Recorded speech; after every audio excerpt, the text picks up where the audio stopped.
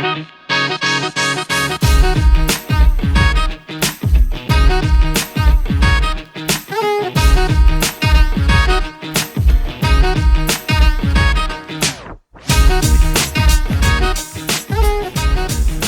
I'm here with Senator Doug Ericksen today. Thank you for coming. You betcha. Thanks for having me on. Yeah. So,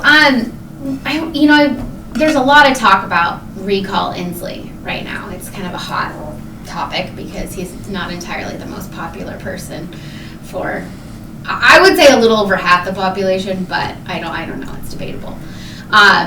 What can you tell everyone with the question or who signs this petition to recall Inslee?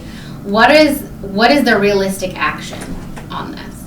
Well, we hear this quite a bit because of what's going on down in California. So people are like, well, how come they were able to recall Gray Davis, and how come they were able to right now start the recall process and actually get to a vote on the Gavin Newsom down in California? So why can't Washington have a similar process here for Jay Inslee if he's actually overstepping, acting in ways that aren't appropriate? And the short answer is, well, there's no short answer.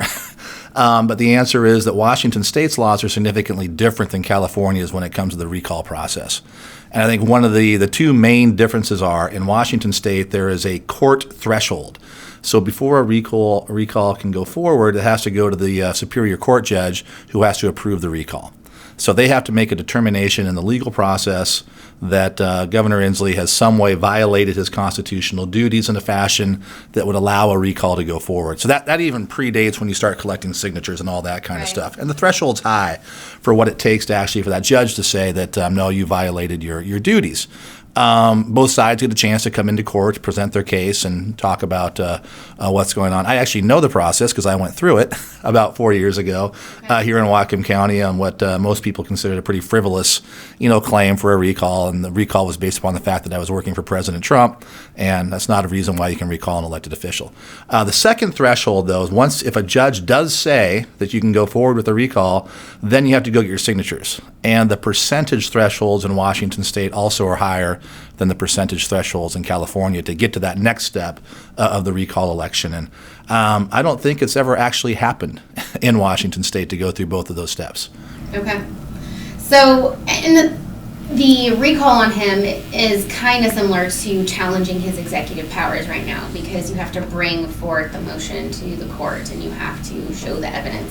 Mm-hmm. And recently there was a motion that challenged his executive order and by a local business owner, and the court didn't even make it to the point of hearing evidence. So the person who I guess reads through everything and decides whether it makes it to the court denied it immediately. So that seems to be a problem, not even able to reach the court. How do we get there? Well, from my perspective, it's every November, that's when it actually has to happen. And the great problem is, Jay Inslee just got 60% of the vote, almost right around that number, in the last election cycle. We can talk about election issues, but that's the reality of it. And the Democrats increased their majorities in the Senate and maintain their House majority. So right now it's very difficult. And people always say Jay Inslee, Jay Inslee, Jay Inslee, and he is, I think, overstepping. But the problem is the Democrat-controlled legislature has given Jay Inslee the ability to overstep. And every time they've had a chance to rein in his emergency powers, they refuse to do so. And in Olympia, during the last legislative session, unfortunately, on a partisan party line vote, the legislature voted to extend and enhance his emergency powers, not restrict them. Right. So when you talk about a recall, I think a judge would be pretty hard-pressed to allow it to go forward based upon the fact that the duly elected legislature, the Democrats, allowed him to do this. And that's really the rub. And that's why in order to push back, we have to do it every single way we possibly can, build coalitions, to bring people's voices to be heard. Right. So what's the likelihood of getting a special session? Because that's what people ask. Yeah, also very thin. The Democrats enjoy this power. I mean, we just have to be honest about what's going on in Washington state. You have one-party control of the legislature. They utilized, the fear of COVID in the last legislative session to lock out the public. I mean, I told this story, but maybe some people still haven't heard it, right? Yeah. When I go down to Olympia on opening day last January, there were 900 National Guard troops surrounding the Capitol building. There was an 8-high-foot chain link fence locking every single person out, armed guards patrolling, not letting people. Well, of course, the taxpayers pay for that, of course. But, I could not get into my office. I was physically removed from my office the day before opening day of session, from my office in the Capitol Dome. And the Democrats used their power to lock the public out and lock in the most radical agenda we've ever seen in the history of Washington State. By the way, none of which had to do with COVID relief. These are things like high-cost fuel standards, cap and tax, critical race theory, defunding police. All of these things were pushed through. Lest I forget, an income tax. Another big one. There was so much. It's hard to remember it all in terms of what they jammed through. None of it had to do with COVID. None of it had to do with actually making the public safer from the virus. It all had to do with expanding government and higher taxes. But they used COVID to lock the public out and jam their session through, which tells me they have no interest in having a special session. Right now, they're making plans to lock the public out again next January out of Olympia. Okay. So, as people build coalitions and groups and they're looking for actionable items to do, what are some actionable items? I mean, obviously, voting is an actionable item. Where, and maybe we can touch a little bit on this. Voter fraud. If there's a lot of people that think there's massive voter fraud in Washington State, and we could go around in circles about that all day long. To me, at the end of the day, what do you have to lose if you just vote? So that's my thought. Even if it's fraudulent, what if we're wrong? And if everybody just came out to vote, maybe we could win.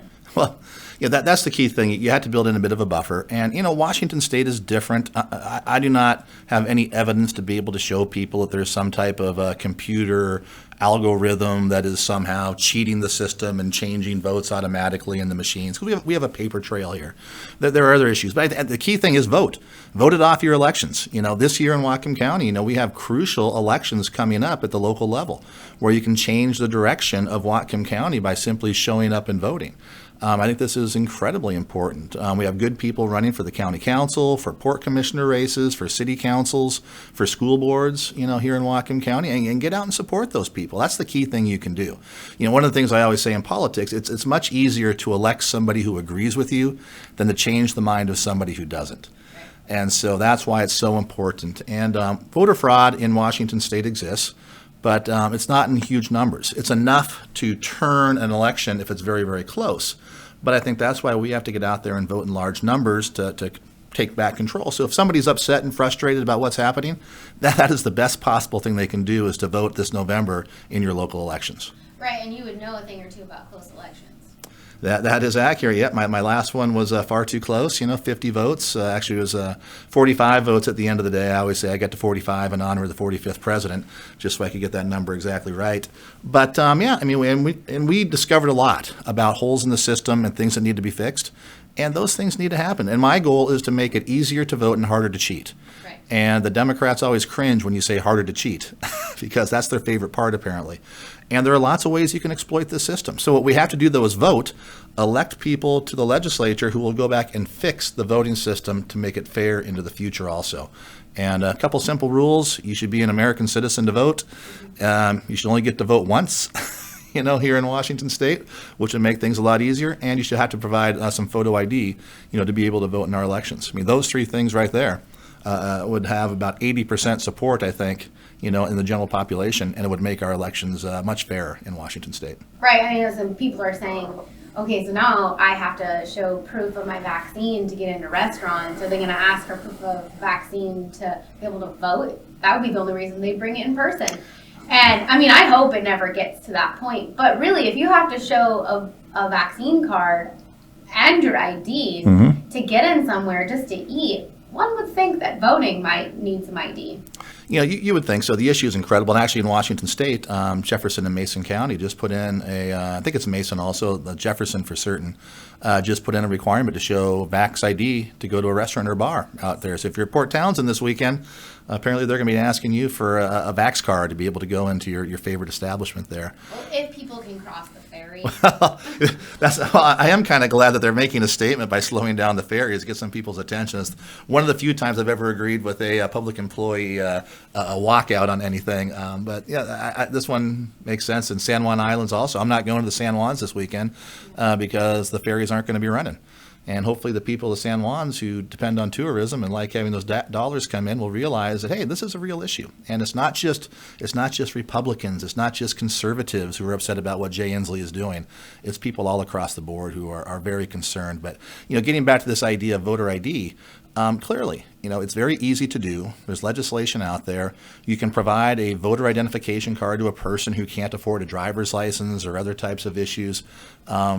And we can move forward on it. It's very easy to do. It makes sense. Other countries do it around the world. And Washington State and the United States, should move in that direction also. But Democrats don't like it. There's lots of things that are happening out there that blur the system. For example, Department of Licensing, motor voter registration. The Department of Licensing was registering people in the country illegally when they went in to get a driver's license. Okay, there's a whole different conversation. Right. If you're not a citizen, why should you be able to get a driver's license? Let's just move that one aside for a second and say we'll fix that one later. But now when they come in to get their driver's license, the Department of Licensing was automatically enrolling them to vote. How do we know this? Because those people would get a ballot and they would go to their county auditor and say, I didn't register to vote. Because if you're here illegally or on a non-citizen status and you try to register to vote, you automatically are not eligible to become a citizen. So they were very upset that they had been put onto this list. And it was happening through the DOL. And we caught some. I'm sure we didn't catch them all.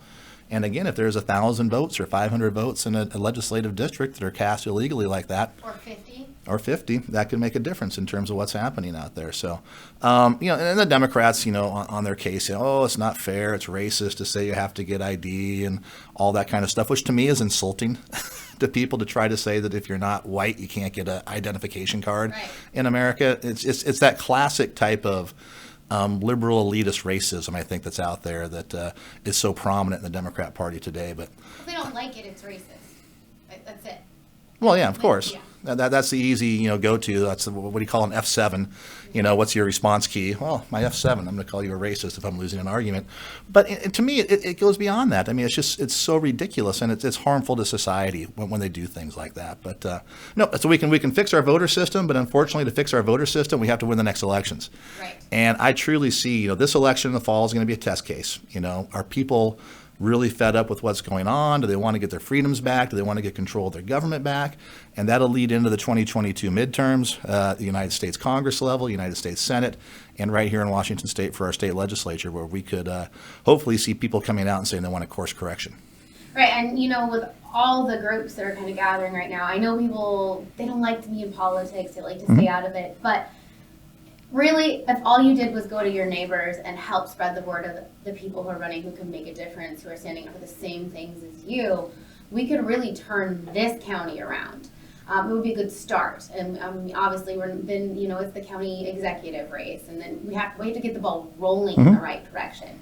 So voting is very important, but people are also going to the school boards right now and trying to press the school board to stand up and do the right thing, but they just keep saying, well, our hands are tied, we can't do it, and we'll lose our insurance. So, maybe we want to talk about that, touch on that a little bit. What do you say to the parents? What does Doug Ericksen say? Well, my view is that the school boards have a lot more ability to do things than they're being told by their lawyers. Right, so lawyers will always tell you what is the course of action that has the least potential for litigation. How do you stay out of trouble? Is there what they do? And if you're a school board member, I think you should push back on that right now, because you have the ability as a school board member to say, no, we're not going to do Jay Inslee's mask mandates. We're not going to do the vax mandates.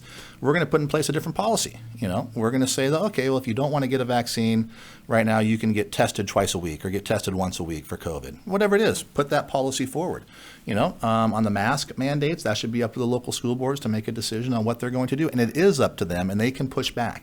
Now, the lawyers are going to say, "Oh, but Jay Inslee has, issued this edict, this decree." It's the law. Yeah, it's an opinion from Jay Inslee until it gets tested by the courts. Right. And these things have not been tested in the courts yet. But the fact is, cancel culture runs prevalent, through public education, through higher education.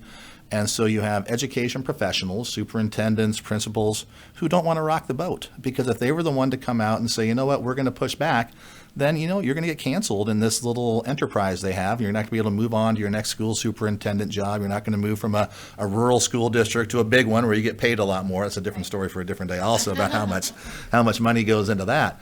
But they don't want to push back, it's because it's hard. And they're worried for themselves. And people are people at the end of the day. That's one thing I've learned in my 23 years in elected office is that people are people.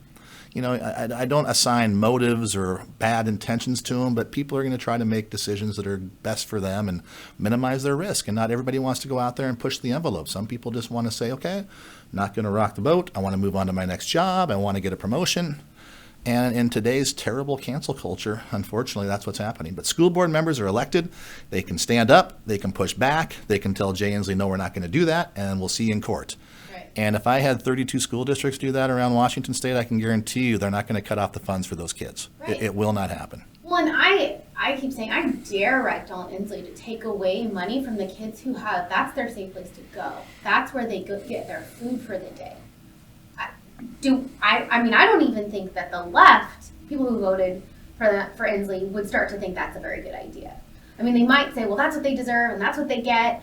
But I don't think the majority of people are going to think, yeah, we should start taking it away from the children who need it. And so, now parents are saying, okay, well, we're going to take our kids out. And some of them are going to Home Connect programs. But there's parents who are saying, I'm just going to completely remove and I'm going to homeschool because I don't want the money to go to the school district. And so I've kind of been asking this question with a couple people, but do you know, as far as the money, do they take that hit right away? Because I'm kind of getting, if attendance falls monthly, they'll lose money, but as far as the big picture, it's their budget for next year.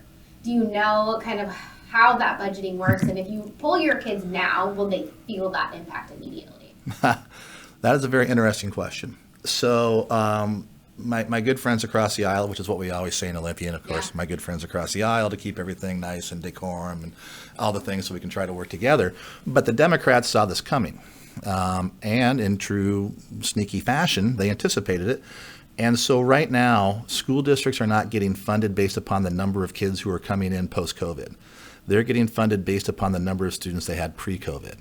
So even if you pull your kids out, the money is still going to go because they're using the funding mechanism from a couple of years ago. Now, on the face, you can say, well, that makes sense. The school district shouldn't be penalized because kids weren't able to come to school during COVID, right? That's why Ferndale approved a budget for so many kids. Yeah, and now, even though more and more people are taking their kids out of school, homeschooling, trying to find private school options, whatever it is, moving out of state, who knows how far people will go on this, the schools are still getting funded at the same level, which shouldn't have happened. It shouldn't be the scenario. So they don't have a motivation really to keep those kids in like they used to get their funds. So that's a glitch in the current system.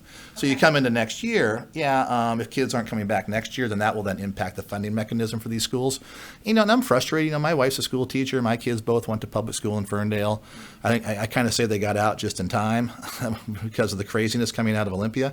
And there are lots of good teachers. When we talk about what's going on in K-12, it's not because they're evil people in the school. There are some people, I think, who have questionable motives. But overall, there's lots of great teachers. And I'm not mad at them. I don't think that they're doing a bad job. But what happened in Olympia was terrible in terms of what they're being forced to teach. Many of them don't want to do that. And again, you get back to the whole thing of they're people. I got a mortgage to pay. I got kids I got to take care of, I'm not going to go rock the boat and risk getting fired or lose my job because I'm standing up against these people. So that's why people like me, elected officials, should bear a lot of the burden of this. And that's why the Democrats who voted for all this garbage should be held accountable. Right. So, you talk about people and their threshold level of, okay, I can take this and go along and just going to do it till we go back to normal. But now people are kind of hitting that threshold because of the mandates. And now the vaccine mandates coming down for state employees, and now the school system. So, like you said, there are lots of people in the school system who are amazing people, and there are a lot of people who are actually holding that line, and they're still within, but they don't want to be vaccinated, and so they're really at risk right now. Is there, because I've talked to a lawyer, and we talked about how do we do a class action lawsuit on this mandate for people who are going to lose their jobs. And so he talked about the efficacy rate. The efficacy rate of that vaccine needs to fall to 50% or lower. But getting that proof and that science and that evidence, it's hard. And so what do you say to all the people from Peace Health and Family Care Network and everyone who's losing their job or being put on unpaid leave right now? What do you say to them? Yeah. First thing is, I don't know why the science is so different in Florida and Texas and in Washington State. And if you start from that premise, then you can come back and say, well, this is a political decision made in Olympia. It's not necessarily a scientific decision. So if we have 50 states in this country and many, many of those states are not doing it like Washington State is, then what's actually going on with science here? The public school union, or the public unions, are now pushing back with Inslee. They have sued him in court on a collective bargaining aspect of it. So I would support them. I think that hopefully they'll win that case. And if they're able to win, or if Inslee backs off on that, he can't do it just for one group. He has to do it for everybody to let them out. But I encourage them to push back and make the decision that's right for them. And I get into trouble, not trouble, but I have to be clear. I'm not promoting vaccines or saying don't get vaccines. It's all about choice. It's all about people being able to say, this is my decision for me to make. I'm doing my own research, and I think for me at this time, based upon whatever reason, it could be religious, it could be health, it could just be philosophical. I don't want to do that. Yeah. And they should have that ability to make that decision. Saying it's a condition of employment. Obviously, I saw this coming. Last December, I introduced legislation for vaccine freedom to say that you can choose to do whatever you want. You can't be punished for it by the state government or by your employer. Of course, the Democrats didn't bring that bill up for a hearing, in Olympia. But I knew this was going to happen. You could see it coming from a mile away in terms of what the pathway they were going down. And what's incredibly frustrating, and I'll just throw this one out also, is I think Jay Inslee now has realized that this is a way to defund police. And what he's realized is that he's going to be able to go through and purge the police ranks, the state patrol, local law enforcement, sheriff's departments, of a lot of police officers who don't want to get the vaccine for whatever reason. And maybe that was their intent from the beginning, or they might just have discovered this and said, wow, this is a great idea. From their perspective, obviously not from my perspective. I think it's terrible and evil what they're doing. But State Patrol, for example, they put out a form for religious exemptions to State Patrol troopers in Washington State. They rejected not 50%, not 75%, they rejected 100% of all the applications that came in for religious exemption at the State Patrol last night. So it's becoming clear they've decided this is the way they can try to defund the police to help out their radical base. It's just, Olympia's been taken over by radical leftists. This is not your parents' JFK Democrat Party. This isn't your parents' Bill Clinton Democrat Party anymore, right? This is a radical leftist group that has taken over the Democrat Party in Washington State and are moving our state in a dangerous direction, and I think a direction that most people don't want to go. I would agree with you. I don't think most people want to go. And your classic Democrat, I don't think if they understood the big picture, that's where they want to go. And, I've talked to a lot of people as we're out and about and doing stuff. People come from communist countries, and they're sounding the alarm bells that this is the steps into communism. And so I think people have to realize, or I would hope that they realize, that it's getting uncomfortable for a lot of people. So what are you going to do? What are you going to do about it? And so but I also want to remind people, we want to remain respectful and civil. And if you're fighting for your right to choose, respect the other person's right to choose. And so, like you said, this is about the right to choose what's good for you, your body, your family. We had a superintendent from Mount Baker who sent an email to a parent and said, if you send your child to school without the mask and have them fight this fight, it's neglect. There is also word coming out of Mount Baker that the nurses will consider calling CPS on parents who send their kids to school without a mask, and if they do not answer the phone to come pick their child up immediately, they will call CPS and file that they're being neglectful.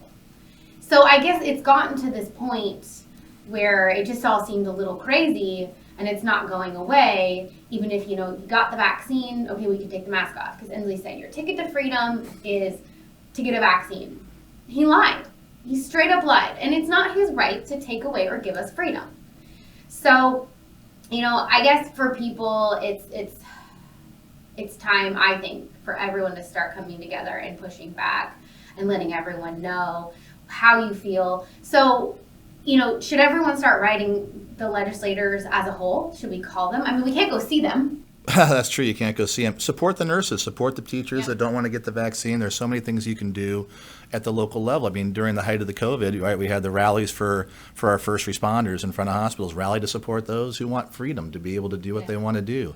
And I'm seeing that in Whatcom County. I know there are organizations. The We Will organization is out there helping greatly with people to show support for people that want to make a decision. And, I'm not sure. Is it 40% that agree that you shouldn't have to have a vax to get a job? Is it 50% agree? I don't know what the percentage is in terms of politics, right? So I hear a lot of this, from people saying, well, Doug, this is not a good issue for Republicans. Focus on law enforcement, focus on taxes, focus on the income tax, focus on this ridiculous long-term care tax, the Democrats jammed through.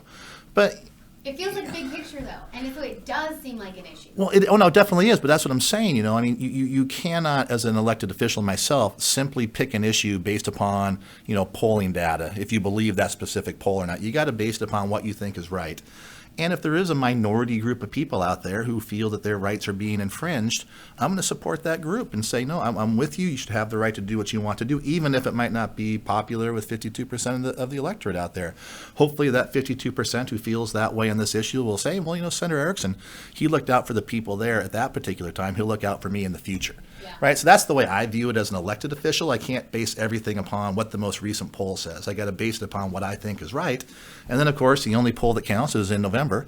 And that's when the people get a chance to talk. Right. And what we've seen, there's, Trump did good or Trump did bad. There's that conversation. But we've seen that people, since, We Will have formed last November, we've seen since November to, spring, there was a little bit of people that came up, right? That joined. But now we've seen this growing movement of people who are like, well, I thought I was alone. Because, people spend a lot of time on social media. Yeah.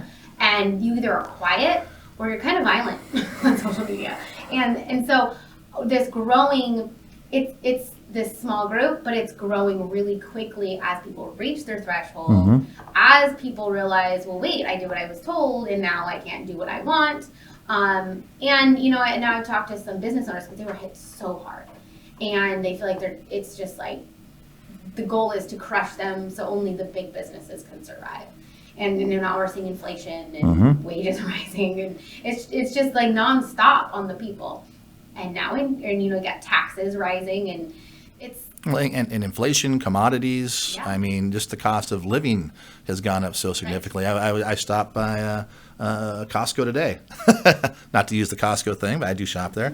And just looking at the price of meat, of milk, of eggs, everything is going up. Vegetables, I mean, everything has gone up $1 to $2. I mean, steak went from $6.99 a pound to $12.99 a pound just since Joe Biden was elected. Yeah. And those are real impacts on families' budgets in terms of what they're able to do. And I hear completely what you're saying, but there are a lot of people out there that we never talk to, who are hurting, who are isolated, scared, and lost their job or lost their business, but they're not participating. They're hunkered down or they've left. And we have to be cognizant of reaching out with those people also and listening to them. Right, and I think that's why it's important for people to start standing up and being brave and just sharing, it's just the littlest seed that you plant that might get to that person that you're talking about, right? And it's hard because this issue is so divisive and it's pitting family members against each other. But I think with this issue, and again, I don't care if people want or don't want to be vaccinated, but I think that when you start to see our healthcare workers who are vaccinated worried about taking the booster, it's time to ask why a little bit. It's time to push back and at least ask why and demand to see the science that our health director is using to say that vaccine immunity is better than natural immunity. That's what they're putting out in the public. That is what they're telling the public in press releases. That is what they're doing, getting on calls with Bellingham Herald, doing Zoom calls. They're pushing out this propaganda, and when you ask for the science, it's, oh, well, we'll get it to you. So I think it's time for the public to really push back, because it's your choice. So how are you supposed to make a choice if you're not informed? Yeah, very true. And where you get the information from, and all those different types of things. It's so difficult. And people, of course, with the internet, they'll say that something is not truthful on the internet, or they'll do certain things. But, I mean, you just take a look at what's going on in Israel today with one of the most vaccinated, countries in the world, and they're having a surge, in COVID. I saw Sweden is banning people from Israel from coming in. How ironic is that? And the whole scenario. But and it's serious, and of course we all agree COVID's real. COVID has taken people that I know, and who have passed away from it. So we have to take proper precautions and do what's best for yourself. But at the same time, the way it's being used for political purposes is not right, and it shouldn't be happening in that particular way. Yeah, and our kids shouldn't be used either in it. And I think parents are worried with kids. We're going to force them to wear a mask. And then if we don't say no as a school board, what are you going to do when they force them to be vaccinated to come to school? And are you going to stand in the line and protect our kids then? Okay, well, then what about CRT and the sex education? Are you going to stand in the way when we as parents say we don't want this in our schools? Yep. And I can tell you, after talking to some people out at Mount Baker, I don't think Mount Baker is going to stand in the way of anything. I think they support it. Not everyone on the school board, but I think the superintendent, and there's some people I've talked to, well, kids need all that. I don't really think kids need that sex education. It's too much. And I don't think they need it, and especially not at a first grade, kindergarten level. That's another. Do we have another hour to go here on the show? Because that could take just that long. Because we've seen this coming for so many years in Olympia, and the way they promoted the sex ed stuff, which isn't really sex ed. It's much more of a over-encompassing lifestyle decision, acceptance of certain things, and shunning of certain people that have viewpoints that might not agree with what they're trying to advocate for. And so they're the most intolerant tolerance programs I've ever seen in my entire life that's going through schools. But at the same time, the people in China laugh, at American education today, because while their students are learning technology and science and math and history, Chinese communist propaganda history, but they're learning history in their own country. Here in America, we're fighting over who gets to go in what bathroom. We're fighting over, should a first grader have to be informed on their transgender choices? Should fourth graders be educated if they want to transition to a different gender, how to do so? I mean, not only is it unhealthy for the children, it's a waste of our education dollars, taking away from things that they should actually be learning in school. So while we're failing in reading, writing, math, technology in American schools, we're not investing our time and energy into those places. We're wasting our time on ridiculous social propaganda issues. And, it pains me to say it, because I think our public schools should be something that we're all proud of and want to send our kids to and know that they're getting a good education. It's hard for me to recommend to a parent to send their first grader to a Washington State public school right now. I know. And it's only the rich that get to get out. So many of the rich liberals in downtown Seattle and Bellevue who are pushing this agenda send their kids to private schools and have choices. But if you're working at minimum wage or middle class, not minimum wage, a middle class family in Whatcom County, where's your choice in education? Right. Yeah, and there's CRT. So I think parents are really worried about, this seems to be a small fight, the mask.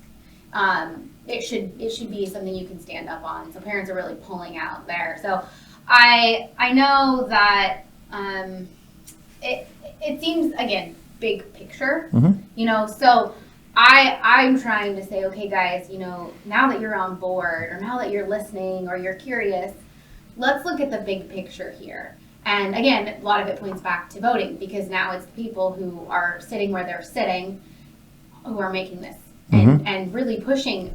They're crushing us right now. I mean, even insurance has skyrocketed because credit scores don't matter anymore. That's another one.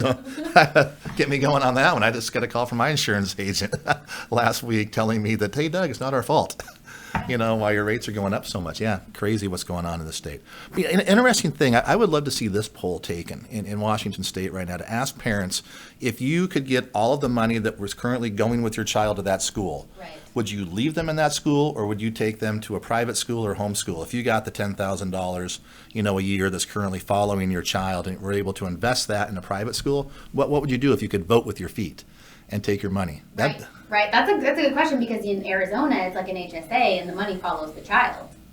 So, because we were visiting Arizona last summer, and I was like, I wonder what states have more choice. And Washington State is really bad as far as the money. Like, if you're homeschooling, it doesn't follow you at all. And so, I personally, at the current state, would homeschool. Yeah, but it'd be interesting to see what the public said, because I'm a product of public education. I'm a Seaholm High School grad in 1987, right? And back then, schools weren't perfect, but I was happy to go there and had a good experience. And there's just this sense of community, particularly when you get into smaller communities throughout Washington State, where Friday night football is still the big deal. Friday night basketball games in the winter are still the big deal. You don't want to lose that public school camaraderie, but at the same time, maybe build your own at this point. Yeah, and what they're doing, through Olympia to try and micromanage and run this social agenda through, I think a lot of parents are saying. But I would love to give parents a chance to vote with their feet.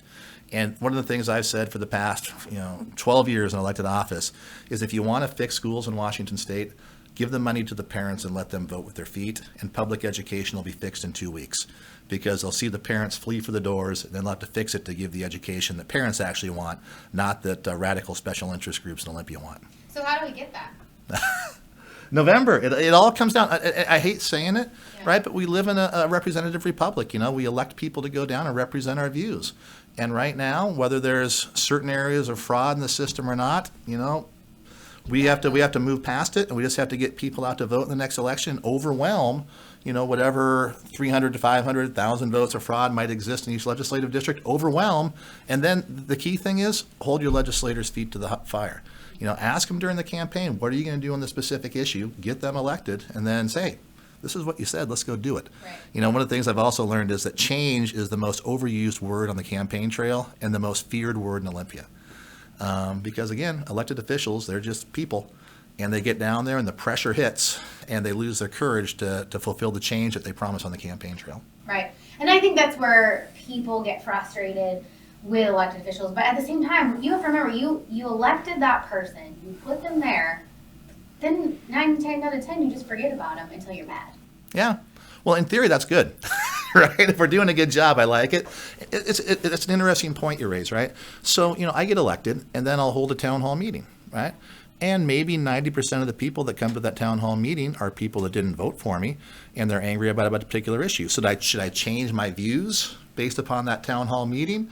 Or should I go back to what happened in November with the people, look at what I promised I would do during the election, here's what I got elected for, and actually go and do that? Because a lot of people will vote, they don't want to go to town hall meetings. Right. They're busy, they've got kids, they just don't like it. They don't like the conflict, they're not organized to go.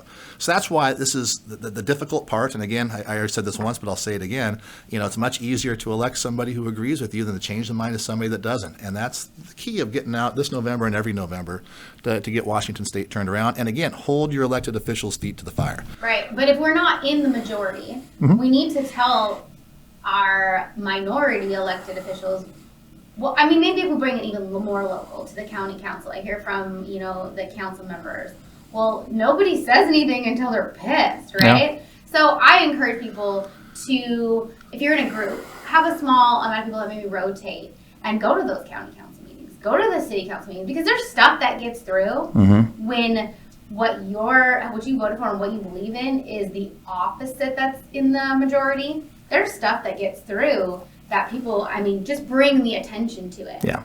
So, as much as hey, you can't carry a weapon in the city of Bellingham, we're going to write an ordinance, because of COVID.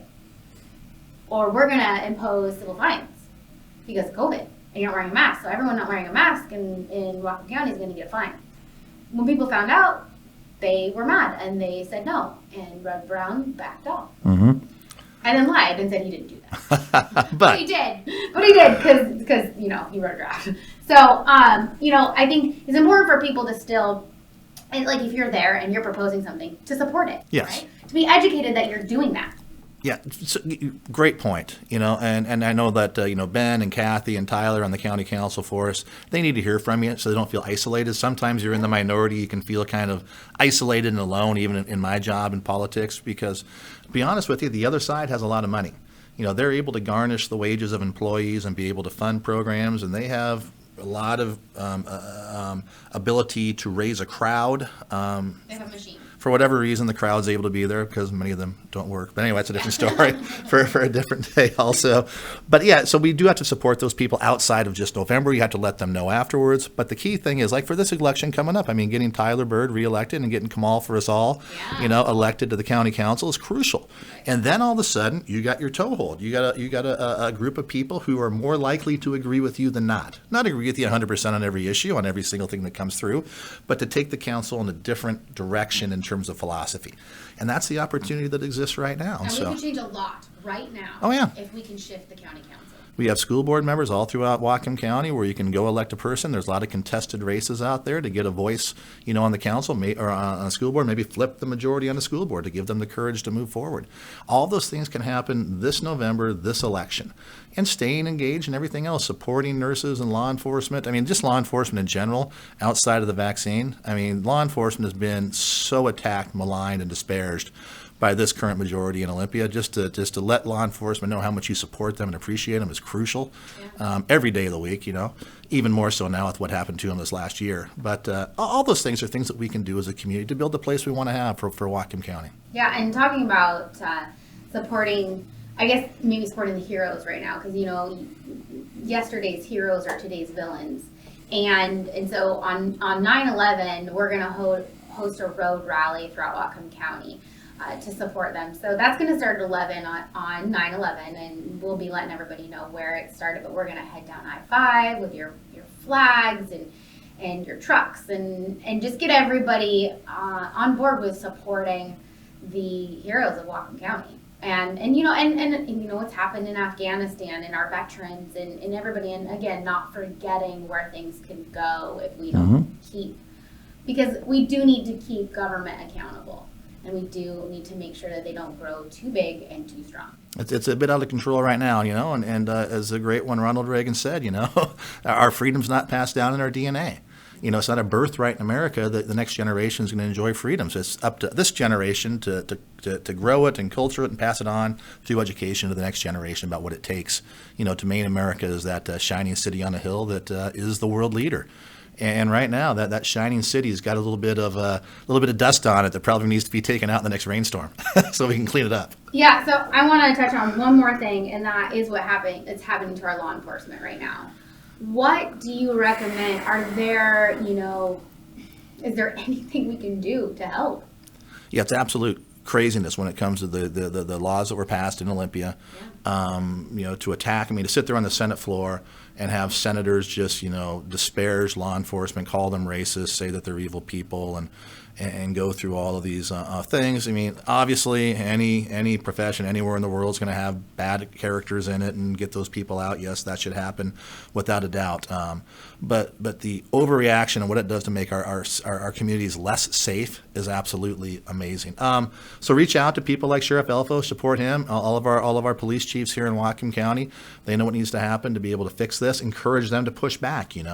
That's the other big thing, just for them to say no, this is not going to work, and be vocal. In the issues. And we've seen that. They've had op-eds, but it's just got to be every single day. And this issue is not getting as much attention right now as the vaccine mandate and the mask mandate, because those two things are coming to a head. As school starts and as this Inslee proclamation comes into place, that's going to be the focus, and we need to address it. But the law enforcement issue is huge. Our community right now is less safe because of the action of the legislature last year. There's no other way around it. They decided they were going to side with the people that commit the crime, not the people that dial 911. And to me, that's unacceptable. So we'll keep standing up for law enforcement. We'll keep working to get us back to where we need to be to empower them. And what can you do tomorrow? If you see a law enforcement officer, honk and wave and say, great job. Do those kinds of things for them. But we'll keep working. And again, call your state legislators. Let them know how you feel about it and say, this needs to change. You need to fix this. You guys messed up.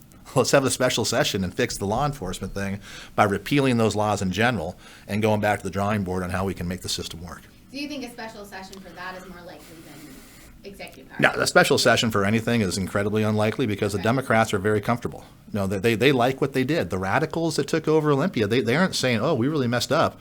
They're saying, hey, we achieved our goal, mission accomplished. Right. They're not going to take away powers for an agenda that they're full Yeah, for. people, common sense, right? This is the other thing in my world of politics I've learned over the years. Common sense depends on where you want to go, right? So if their goal is to defund police, Jay Inslee's edict that you get fired if you don't get the vaccine makes complete common sense to purge the police officer ranks, reduce their forces by 15 to 25%, and then just not rehire.